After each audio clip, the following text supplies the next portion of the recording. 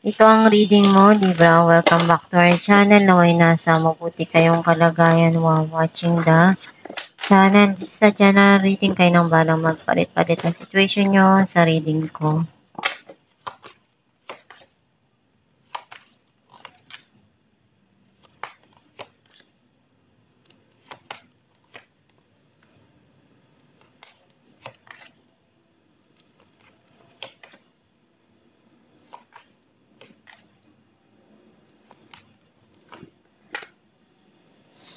At the bottom of the deck, 5 of Cups. I feel like ang nasisense ko na energy mo, nakita ko na naalala mo pa rin yung mga nangyayari. Nanghihinayang ka or nalulungkot ka. Kasi may mga hindi ka makalimutan dun na sa tingin mo para sa'yo mahalaga. Pero kailangan na pakawalan na yun eh. Kahit na sobrang sakit at nandun yung naiiyak ka pa kapag naalala mo. Pero wala ka nang magagawa, tapos na yun.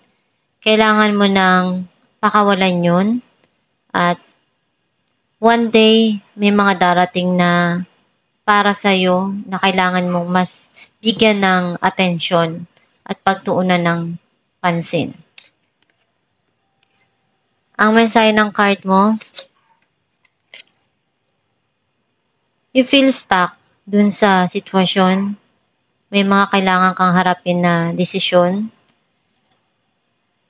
Gusto mong gumawa ng hakbang pero hindi ka pa handa. Nag-uumapaw na pagmamahal. Nagsisimula na bigyan mo ng pagmamahal yung sarili mo. Punuan kung ano yung nararamdaman mong pagkukulang. Some of you, andun yung pagmamahal na gusto mong iparamdam dun sa taong mahal mo. Or may darating na bagong pag-ibig dito.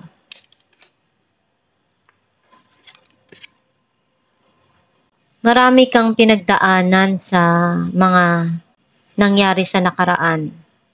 Kaya makikita mo may mga tao dito na nagmamakaawa, nalulungkot. Yun yung nararamdaman mo eh. Ayan yung mga pinagdaanan mo.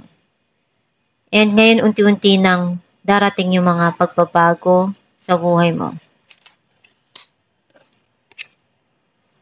May darating na happiness and unti-unti ka nang maghihil dun sa mga nangyari sa nakaraan. Some of you, magiging masaya ka dun sa darating na to na hindi mo inaasahan. Gusto mo nang pakawalan yung nasa puso mo na pain at isipin kung ano yung mas magandang darating sa buhay mo. Pinupunuan mo kung ano yung pagkukulang. Alam mo kung ano yung responsibilidad mo. Kahit pagod ka na, gagawin mo pa rin yung makakaya mo para maibigay kung ano yung kailangan dun sa sitwasyon. Some of you, you feel burnout. Pagod ka na pero hindi pwedeng sumuko.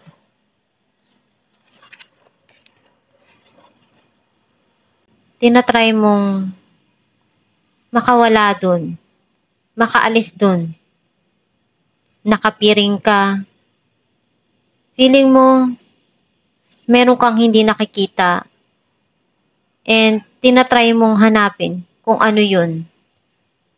Gulong-gulo ka dun sa sitwasyon na yun at pinag-iisipan mo kung bakit nangyayari yun.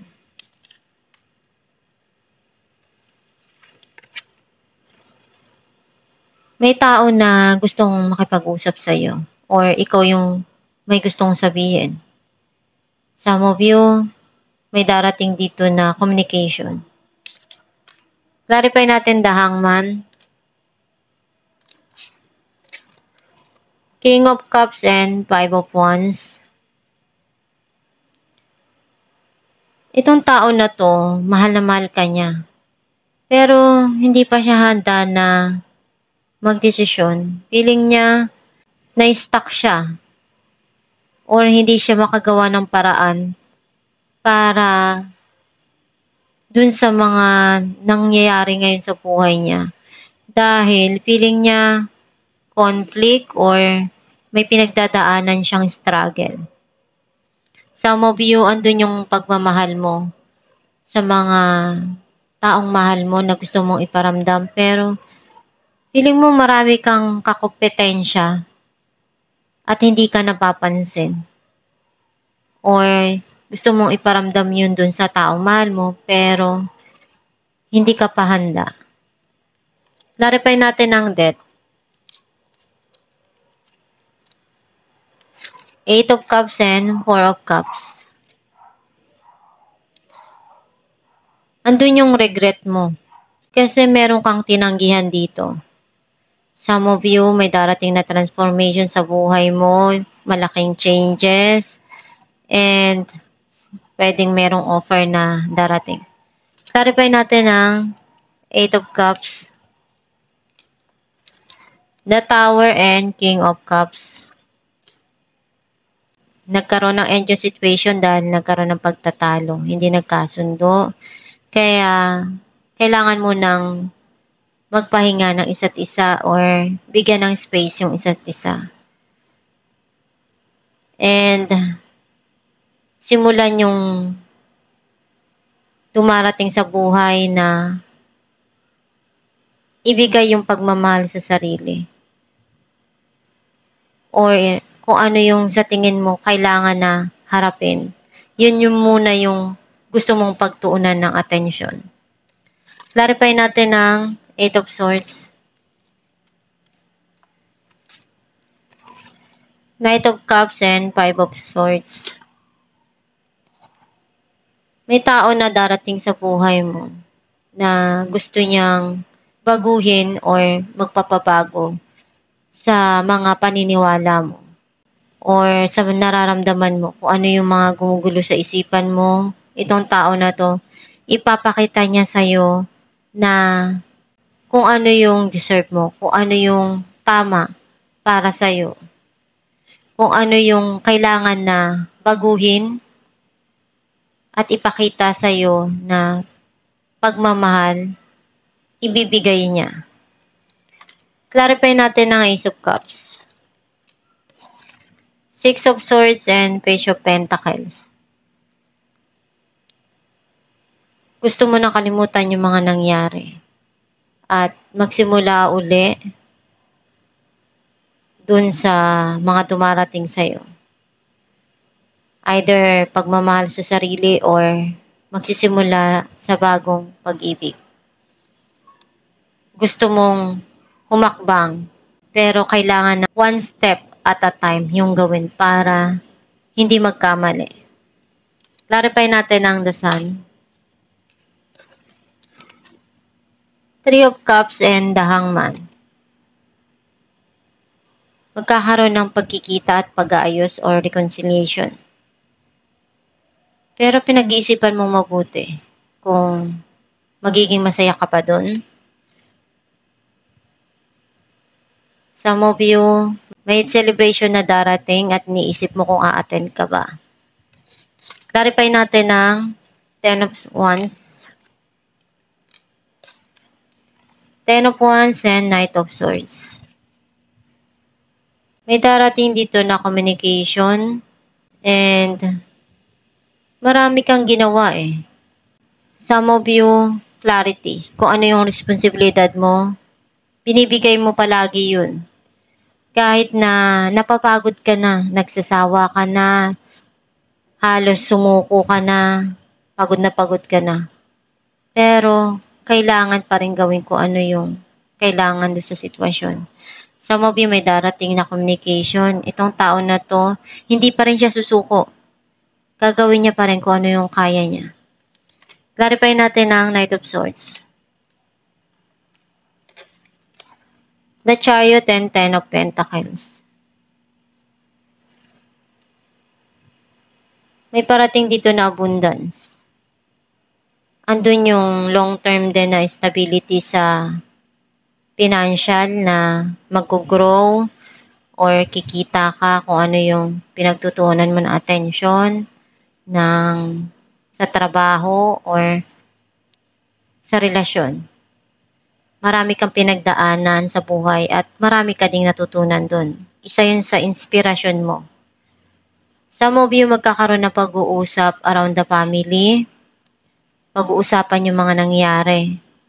Kung ano yung natutunan doon at nagbigay ng lesson para sa inyo. Alamin natin kung ano mensahe ng iyong gabay.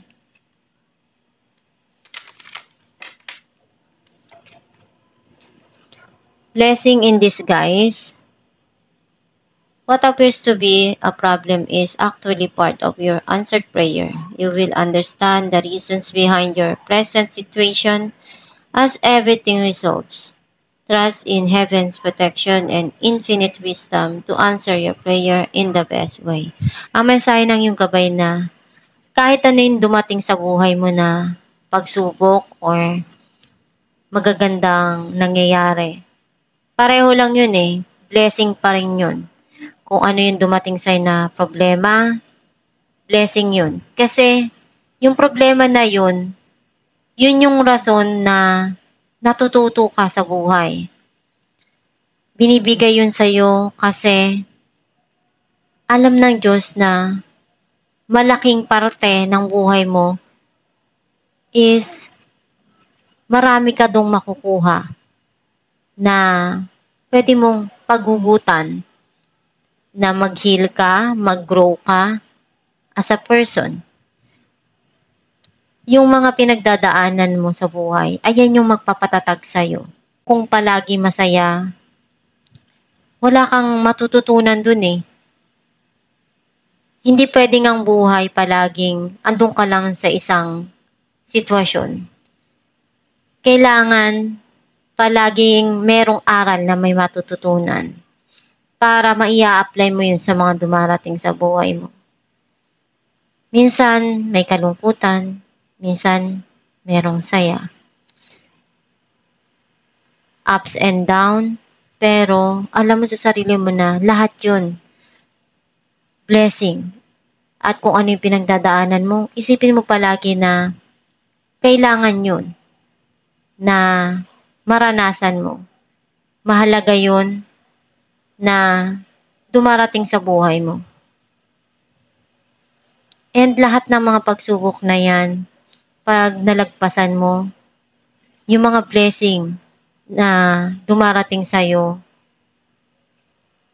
dun mo ma-appreciate, maliit man o malaki. Kasi yung mga pinagdaanan mo sa buhay, alam mo sa sarili mo na marami kang experience na magagamit mo para i-apply dun sa mga dumarating sa buhay mo. At itong yung reading Libra, kung nakaresonate ka, kindly comment down below. Thank you for watching.